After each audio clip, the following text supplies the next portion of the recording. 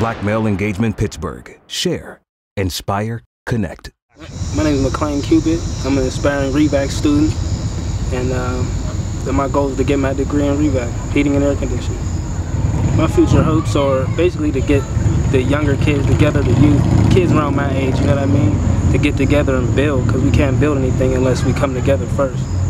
To make my community stronger, I like to give the best advice I can to the younger ones, you know what I mean, help lead them in the right direction so they don't make the wrong decisions that I made or the people around me have made, you know what I mean.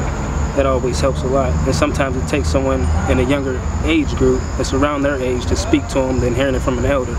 You know what I mean? They feel it more. A lot of my obstacles was a lot of negative peer pressure, not enough positive motivation.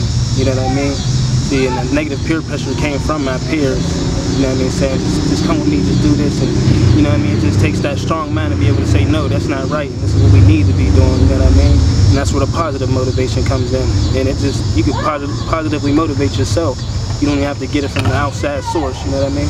That always helps a lot. I feel like it's important because I feel like if I could do it and help that one child who could help out the world, that's good enough for me, even if I don't directly affect the world myself.